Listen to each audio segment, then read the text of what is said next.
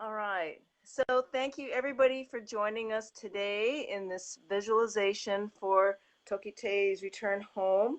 And I want to also introduce Eden Rose, dear sister, who I met last year when she hosted a ceremony for Tokitae up in Seattle. And so she's been so gracious to help me with this technical side.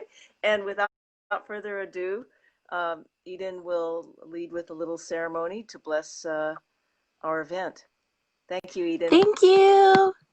So I'm coming from Lopez Island. The Salish Sea is behind me. Tokitae's home waters. So that's cool, and it's a beautiful day today. I wanted to talk a little bit. I'm a school teacher, but also a shamanic practitioner, and I studied with mostly the tarot. They're the descendants of the Inca. And I learned through different teachers some of the technology and the reasons for having a visualization and the so-called proper way to pray. So I wanted to talk about that a little bit and get us in the best possible zone for doing this. So thank you everyone for being willing to do this. Sorry.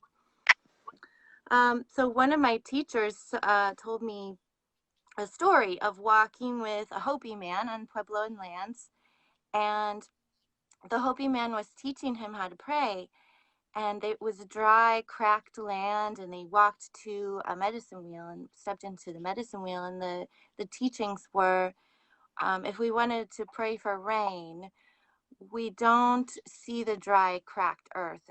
We have to feel the raindrops on our face, in our mouth.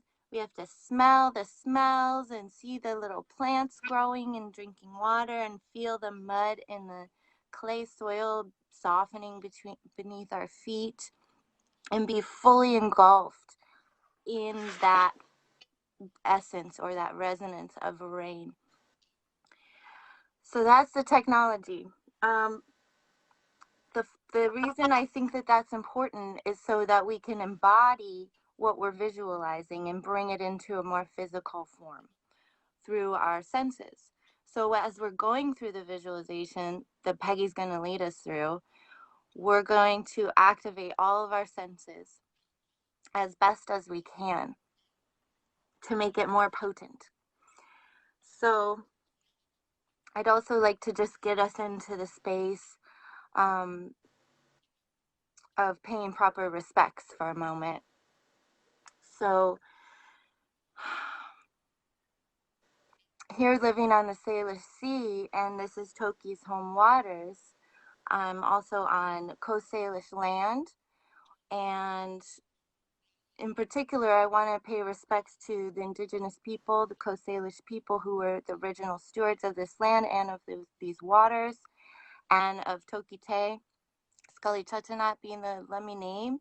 I want to give respects and honors and gratitudes to Lummi Nation, the council members, everyone who's working to exercise the treaty rights to bring Tokitae home, all of the people who have worked for so many years on lawsuits and all the activists. I want to bring them in and say thank you to them, to hold this sort of resonance around us. Also, we can invite in our ancestors, Indigenous ancestors, and if you have a spiritual practice, you can invite in your helping spirits, your guides, your grandparents, whoever it is that makes you feel heard and held. So the first thing we might want to do is just get our bodies into the space where we're grounded. Sometimes people like to imagine they have a tail or tree trunk coming out of their pelvis all the way into the center of the earth to connect and to be fully into our body. So when we use mindfulness, whether you're into spirituality or not, the neurobiology of mindfulness is really important, especially for healing trauma, integrating the brain, getting the prefrontal cortex online. So again, being in the body, feeling what your body feels like in the chair, becoming aware of your breath, any sounds that you can hear.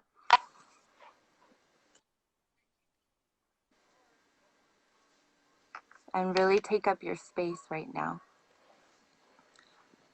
I'm going to ask that we connect first to the Mother Earth, the Earth Mother. Traditionally, the way I was taught, you put a knee and a hand on the ground. And when we ask the Earth Mother, we speak to her as if she is actually our mother. And they say that she enjoys that. And so I like to call in with a little flute.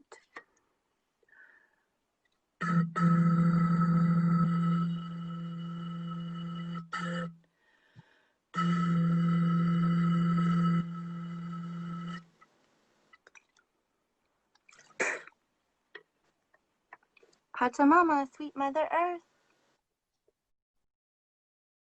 We're so grateful for everything that you provide to us. The Pudavuna, Satavuna, Virakuna, the stone people, the plant people, and the animal people.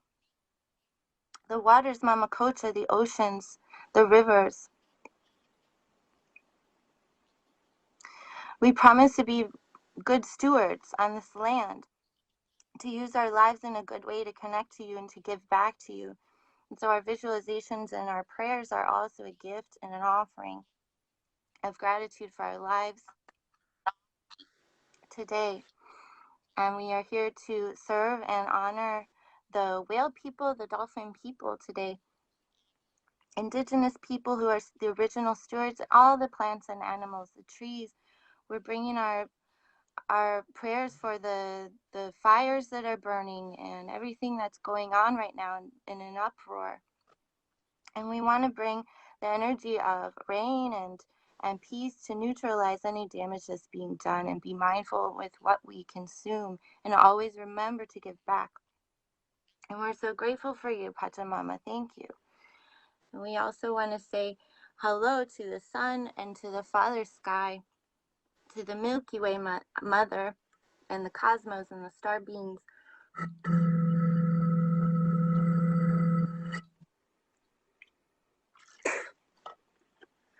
To the star beings, into Taita, Father Sun. Thank you for all the energy, all the warmth, all the nourishment that you provide to us as well. To the cosmos, who help us in our wonderment and to create these visualizations with our mind that we are wanting to solidify. And we want this higher perspective, because sometimes we need to connect with nature and who we truly are, so we can get in the right mind. So thank you, Inti Taita, our consciousness and the Great Spirit. Sometimes when we contemplate Tokitae, it's so easy to become very caught up in the grief and the sadness of her experience, or what we imagine her experience to be, and the injustice. And a lot of us activists can sometimes dwell on that, the pain, the grief. And for visualizing, that isn't where we want to be. And another teaching that I was taught was that it's not a benefit to put more grief on top of someone else's grief. So it's really a good practice for us to keep our thoughts and our visions high for Toki. And that's really what I think the purpose is here. That we can come together, all together, to create this vision so that it can be possible. So we really are singing a way home for Toki. We're dreaming a way home for Tokitae. So again, just bring your mindfulness into your body when we're going through the visualization, and also carrying this into your day-to-day when you're thinking of Tokitae, Sk'aliCh'elh-tenaut, to keep it beautiful and pure. And I think I'll be complete with that for now, Peggy. But when we're finished, I can bring a little another bit of the Florida water back in to bring us back. and maybe have announcements or something. Thank you for your offering. And again, this is our beautiful Tokitae for our vision. This is where this is the bay on Orcas Island that has been offered for her sea sanctuary. And this is an aerial photo of where she will go. And I thank everybody for joining us today in this vision. I'd also like to add a short vision for the well-being of her family, of J, K, and L pods, the southern resident orcas. I'd like us to all visualize, if you'd like to just close your eyes and envision this. The lower Snake River is running free, flowing clean waters to the sea. The Chinook have returned. The birds, bears, and other fish, the insects and soil in abundance with Mother Earth's powerful life force. The waters of the Salish Sea and beyond are clean and safe. Calves are healthy and strong, swimming alongside their mothers and family. All mothers are well, catching plentiful Chinook salmon and sharing with their sons. All members of J, K, and L pods breach and play, fluke slapping. The southern resident orcas are thriving. I'd like to offer a couple visualization for Tokitae. There's one from Maya Angelou. Have enough courage to trust love one more time, and always one more time.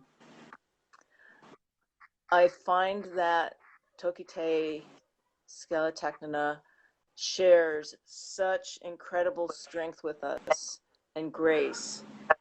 And so that inspired another poem for her by Aberjani. Oh, what a wonderful soul, so bright inside you. Got power to heal the sun's broken heart, power to restore the moon's vision too. And so I'd like to offer this visualization and ask that we all find our center and the words that Eden had shared. And as we close our eyes and just hold this vision, I will share. You are walking on a morning walk in the San Juan Islands, following a path lined with madrona, Douglas fir, with rich, wet wood, maple trees with branches overhanging. You arrive at a cobblestone beach, a protected inlet, a small, calm, peaceful bay within a bay. There's lots of ducks and river otters, and you hear the call of a great blue heron. As you walk out of the water, the surface is smooth as glass, calm. There are juvenile Chinook salmon and herring. Your eyes closed, take in the scent of a sea breeze, feeling the warm sunshine on your face. Then you hear a soft sound, louder than a whisper. You know that sound. It is of a cetacean spouting. And you see the lasting mist of this strong exhale as it dissipates. Then a black, smooth roundness breaks the surface of the water, and another spout. There are more, and you can count at least 7. It is a pod of orcas. Something tells you this is L pod. One of the males breaches. Then a female breaches, and a calf breaches. There's tail slapping of powerful flukes from 3 orca. One turns sideways to look up with a large Chinook salmon in its mouth. And then you see a female breaching with that distinctive saddle marking. It's ocean sun. And beside her surfacing another female orca. There's something very special about this one that you have a strong sense about. You just know. It's Tokitae. You see her spout, then dive, disappearing. Watching, waiting, wondering where she will surface again. Suddenly, without warning, she reappears, breaking the water with ocean sun. Together, they breach. This day, this moment, this feeling, hold this close to your heart. Keep this feeling and vision each day. And if you have an origami orca, you can also have this close to your heart as your reminder every day, this vision. And I will share this vision with everybody. Thank you very much, everybody, for helping to amplify our wish and vision for Tokitae's return home.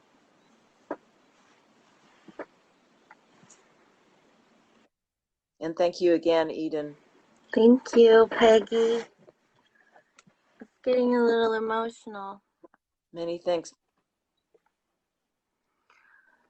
It's very deep in many people's hearts, and we will bring her home. We will, through our actions and our visions. Thank you, Eden. Thank you.